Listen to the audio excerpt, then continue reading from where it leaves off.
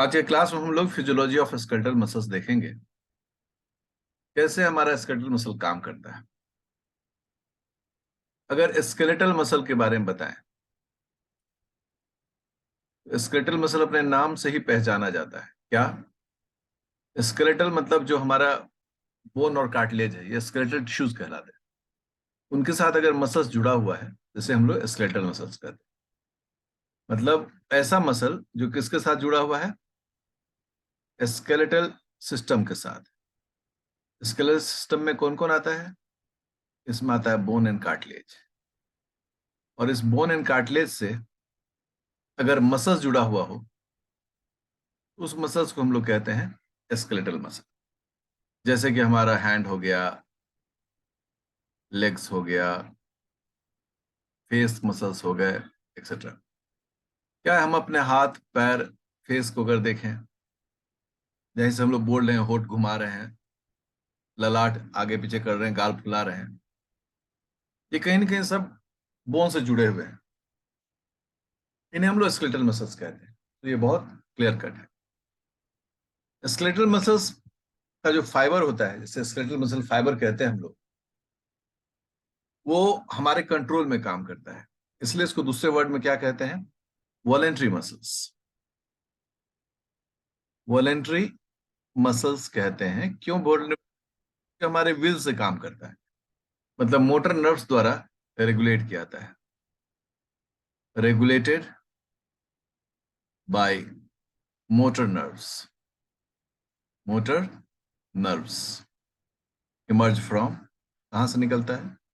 Emerge from the central nervous system. तो central nervous system से निकलने वाले जो मोटर नर्व्स का ऑर्डर होता है, उसके आधार पर ये मसल्स एक्ट करता है। इसलिए इसे कहते हैं वॉलेंट्री मसल्स। ये सब 11th 12th का टॉपिक है, मतलब जानकारियां हैं, लेकिन रिफ्रेश करना जरूरी होता है। साथ ही साथ क्या है, इसे इसे हम लोग कहते हैं स्ट्राइप्ड मसल्स। क्यों स्ट्राइप्ड मसल्स कहते हैं? क्योंकि इसके मसल फाइबर में स्ट्राइप्स होते हैं। क्या होते हैं? स्ट्राइप्स होते हैं इसके मसल फाइबर में। अभी मैं डायग्राम बना रहा हूं, आप देखें इसको कैसे बनता है डायग्राम, कैसे मसल फाइबर होता है।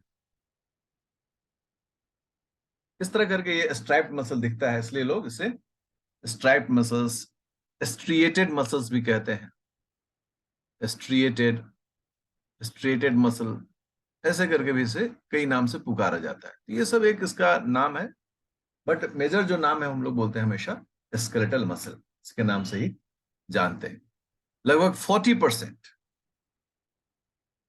ऑफ द बॉडी वेट, हमारा बॉडी का जो वेट है ना, वो किसके द्वारा है? स्केलेटल मसल्स के द्वारा है। आप समझिए कि कितना बड़ा हिस्सा हमारे बॉडी का हमारा स्केलेटल मसल्स होता है। देखिए ना, थाई में, इसमें काफ में, हैंड्स में, मतलब मसल्स ही मसल्स है चारों तरफ। तो इस प्रकार से ये स्केलेटल मसल्स जो हैं, उनका इंपॉर्टेंस जो है हम लोग देखते हैं अपने बॉडी में। ये एक मसल फाइबर का स्ट्रक्चर बन रहा है। आप लोग भी इसको बनाइए। इसे हम लोग कहते हैं अब मायोफाइब्रिल। मायोफाइब्रिल ये हो गया। अब ये यहां पर जो है, इसको हम लोग कहते हैं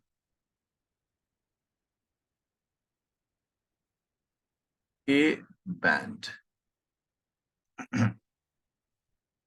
इसको हम लोग कह रहे हैं जेड लाइन। एक यहां जेड लाइन हो गया, एक यहां जेड लाइन हो गया। इन दोनों जेड लाइन को अगर हम कहें तो unit of the skeletal muscle, जिसका नाम होता है सार्कोमेयर। ये सार्कोमेयर का, ये जो यहां से यहां तक का एक यूनिट है,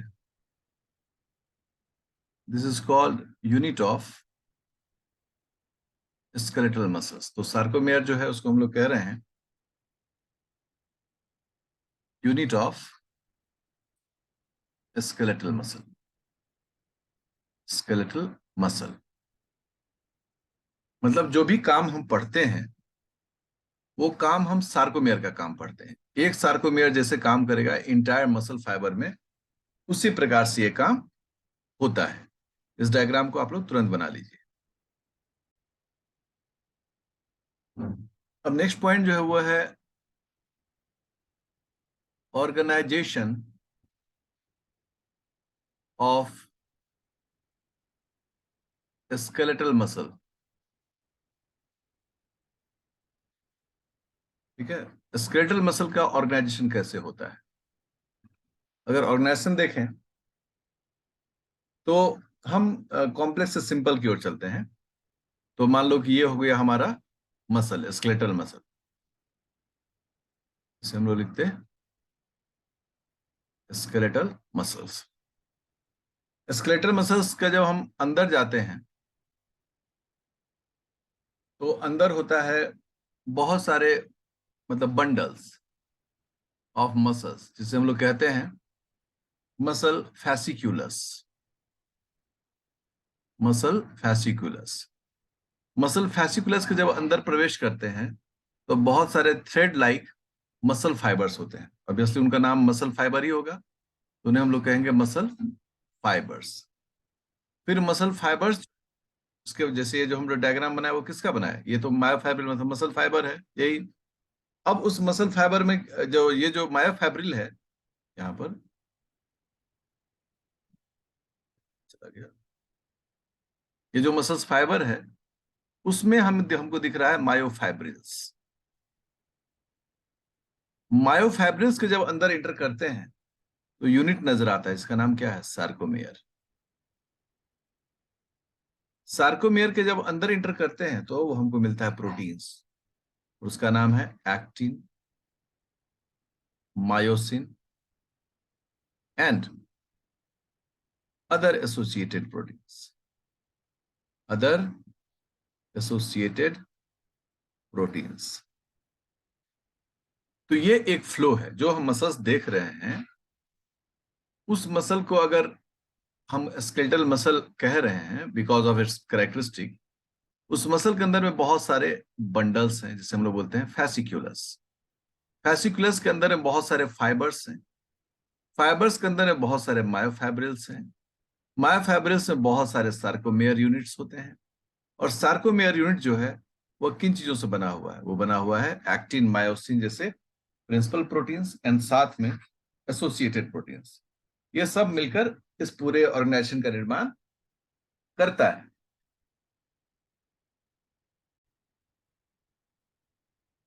एक मायोफाइब्रिल जो है, वन मायोफाइब्रिल, ये कंपोज होता है कितने मायोसिन और कितने एक्टिन्स का?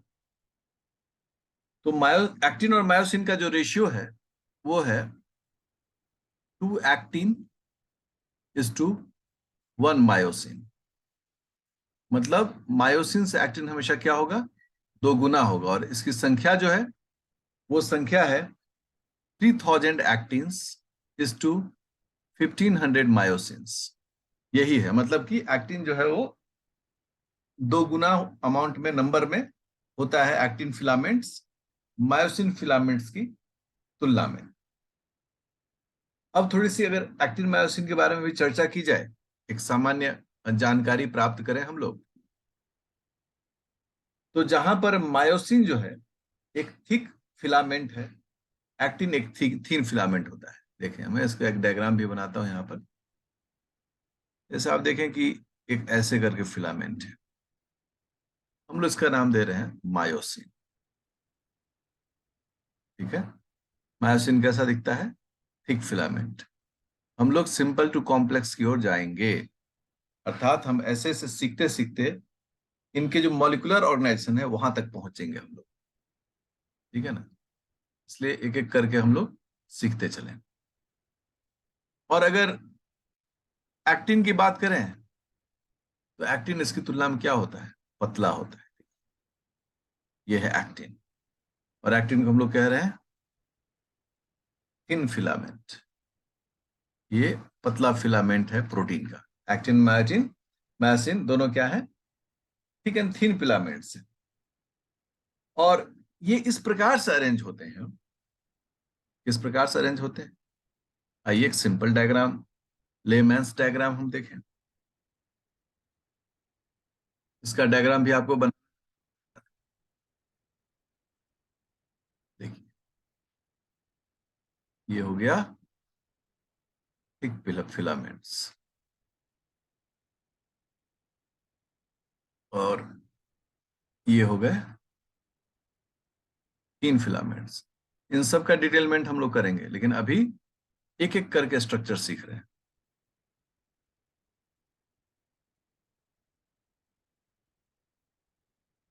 अभी जो भी बातें हो रही है बहुत बेसिक बातें हो रही हैं, ठीक है। Okay and okay.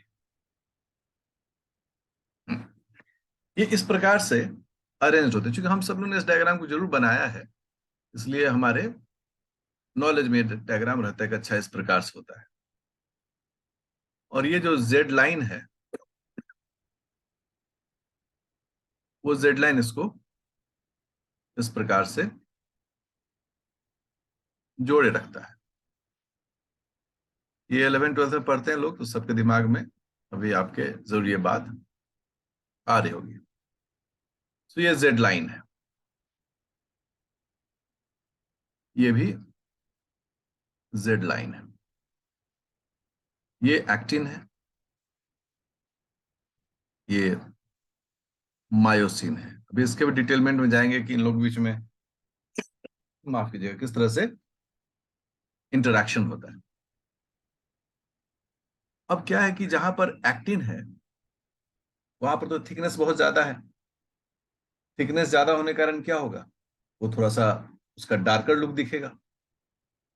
और जहां मायोसिन है, सॉरी मायोसिन जहां है वहां थोड़ा थिक है तो डार्कर लुक लगेगा। और जहां पर एक्टिन ही अकेले है वहां पर थोड़ा लाइटर अप्रोच दिखेगा। तो आप सब लोगों ने पहले भी पढ़ा होगा कि दो प्रकार के बैंड्स जो हैं इसमें हम लोग देखते हैं। पहले बैंड्स के बारे में चर्चा कर लें। एक ए बैंड होता है और एक होता है I band. We all know it, बहुत ही सामान्य जानकारी है और इसको जानते हैं। ए मतलब होता है एनआइसोट्रॉपिक, एनआइसोट्रॉपिक। जबकि ए आई का मतलब होता है आइसोट्रॉपिक। अगर एक ही प्रकार की फिलामेंट से बना हुआ हो तो वो आइसोट्रॉपिक कहलाता है, और अगर डिफरेंट फिलामेंट से बना हुआ हो तो वो एनाइसोट्रॉपिक कहलाता है। एनाइसोट्रॉपिक जो है वो चूंकि डार्क होता है, इसलिए उसको डार्क बैंड भी कहते हैं। गहरा दिखता है, जब उसको स्टेन किया था वो गहरा दिखता है। आइसोट्रॉपिक चूंकि एक ही प्रकार के फिलामेंट्स का बनता है, इसलिए उसकी तुलना में कैसा दिखता है, ये लाइट, तो लाइट, इसको लाइट बैंड कहते हैं। अब इसी कंटेक्स्ट में क्या है, यहां से यहां तक जो है उसे हम लोग कह रहे हैं कि ये डार्क बैंड है, डार्क या एनाइसोट्रॉपिक बैंड है। जबकि ये जो एरिया है उसे हम लोग क्या वो कह रहे हैं, ये आइसोट्रॉपिक बैंड है। आइसोट्रॉपिक बैंड है चूंकि यहां पर अब जो एनाइसोट्रॉपिक बैंड है उसमें एक्टिन और मायोसिन दोनों फिलामेंट आ रहा है। और आइसोट्रॉपिक जो है उसमें सिर्फ और सिर्फ एक ही प्रकार का फिलामेंट आ रहा है, that is called actin filament. यह ए बैंड और आई बैंड के बीच का जो डिफरेंशिएशन है वो यह है। अब हम लोग एक्टिन और मायोसिन एंड एसोसिएटेड फिलामेंट्स जो हैं उनके बारे में हम लोग देखते हैं। सबसे पहला पॉइंट जो हमारा वो है एक्टिन फिलामेंट। अगर एक्टिन फिलामेंट के बारे में बात करते हैं तो सबसे तो पहले हम यही कहते हैं कि ये थीन फिलामेंट है, पतला है ये थीन फिलामेंट। दूसरा इसमें हम लोग कहते हैं ये एनाइसोट्रॉपिक एंड आइसोट्रॉपिक रीजन्स। तो यहीं पर हम इसको सेंटेंस पूरा कर देते हैं, present in both anisotropic and isotropic regions of sarcomere या मायोफाइब्रिल्स लिखते हैं, मायोफाइब्रिल्स, ठीक है। यहां तक भी बात हो गई। अब जो इसमें अगला पॉइंट हो रहा है, ये जो फिलामेंट है, इस फिलामेंट में सिर्फ एक्टिन अकेले नहीं होता है, बल्कि इसके साथ दो और भी प्रोटीन एसोसिएटेड होते हैं। तो नेक्स्ट पॉइंट क्या हो गया कि it is composed of, it is composed of, इस चीज का कंपोजिशन, का क्या कंपोजिशन होता है? पहला, एक तो जो एक्टिन है वो रहेगा, प्रोटीन। दूसरा इसमें ट्रोपोमायोसिन प्रोटीन होगा, tropomyosin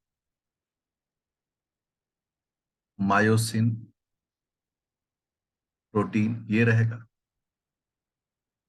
actin protein, tropomyosin protein. और तीसरा जो प्रोटीन है वो है ट्रोपोनिन प्रोटीन।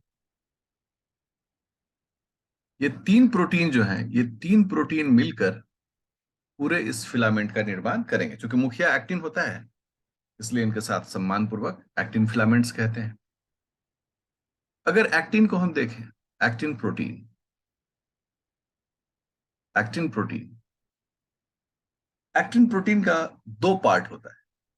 एक्टिन प्रोटीन का दो लोकेशन होता है। ये जो लोकेशन है ये इसका स्ट्रक्चर के लिए बहुत जरूरी है। तो इस फिलामेंट को जब देखते हैं तो इसके दो हिस्से हमें दिखते हैं, मतलब दो प्रकार दिखते हैं रादर। एक होता है जी एक्टिन और एक होता है F actin.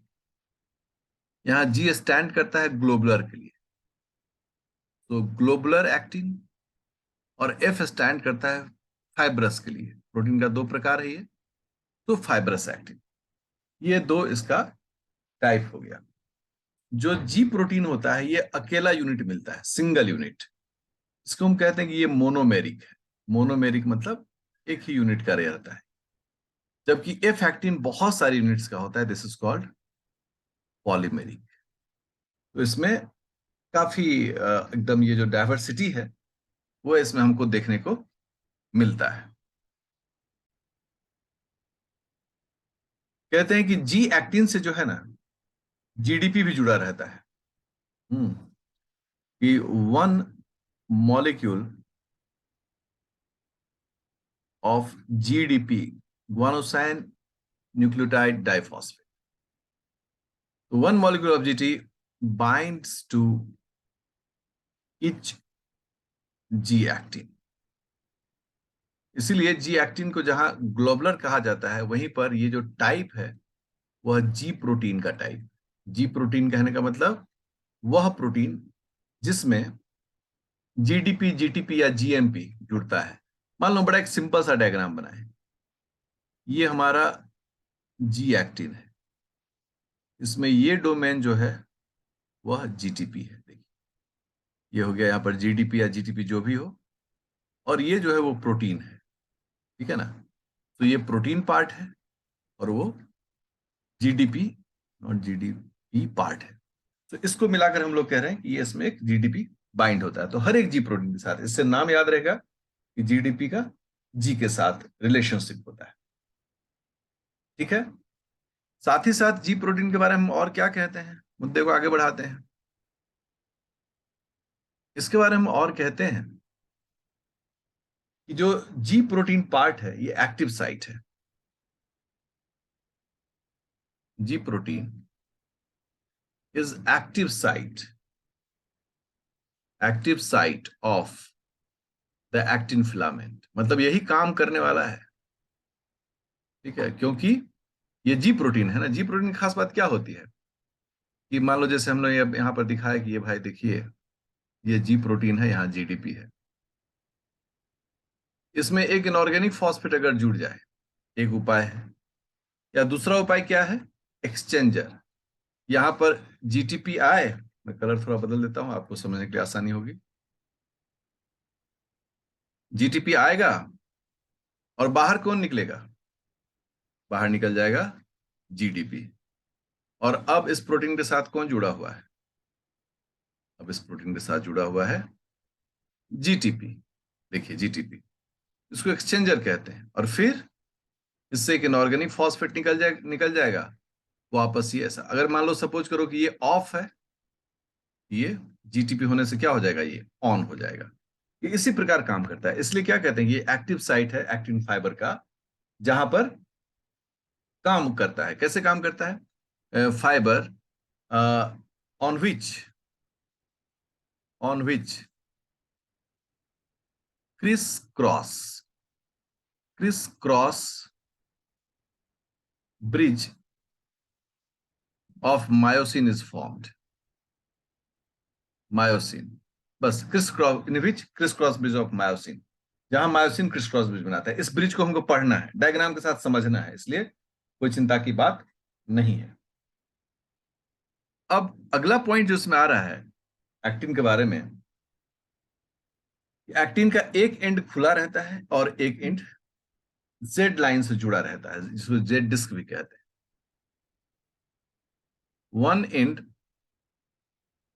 Of actin is free and other end is किसके साथ कनेक्टेड रहता है, अटैच रहता है, अटैच टू जेड डिस्क के साथ वो अटैच रहता है। अब सोचो कि अगर एक्टिन जो है वो जेड डिस्क के साथ जुड़ा हुआ है, तो कैसे जुड़ेगा? जुड़ने के लिए चाहिए by the help of, by the किसके हेल्प से, सम माइनर प्रोटीन्स, मतलब थोड़े थोड़े कुछ प्रोटीन्स ऐसे चाहिए, सम माइनर प्रोटीन्स। और ये माइनर प्रोटीन्स में कौन कौन से ऐसे प्रोटीन्स हैं? जैसे अल्फा एक्टिनिन, एक प्रोटीन हो गया अल्फा एक्टिनिन। दूसरा हो गया डेस्मिन। तीसरा होगा वीमेंटिन। ये प्रोटीन्स जो होते हैं, ये माइनर प्रोटीन्स होते हैं जो छोटे छोटे होते हैं, और वो क्या करते हैं, इस एक्टिन को जेड डिस्क से जुड़ने में मदद करता है। हम लोग डायग्राम देखे हुए हैं, देखिए ये जेड डिस्क है, ये जो जगह जुड़ा हुआ है वहां पर एक्टिन को इन सब का हेल्प चाहिए। अगर ये वहां नहीं मिलेंगे तो काम नहीं हो पाएगा। Large protein is called nebulin. ये जो नेबुलिन प्रोटीन होता है ये काफी बड़ा होता है। और ये एक्टिन के फिलामेंट के साथ जो है ना मूव कर, मतलब पाया जाता है। ठीक है, span the length of actin filament, length of actin filament. जैसे हम अगर कहें ना कि एक चंदन के गाछ से सांप लपटाया हुआ, अगर ये एक्टिन फिलामेंट है उसी के साथ ये ऐसे ऐसे करके उसमें लिपटाया हुआ। यह जो है इसका फर्स्ट पोर्शन है। अब नेक्स्ट क्लास में इससे आगे पढ़ेंगे हम लोग।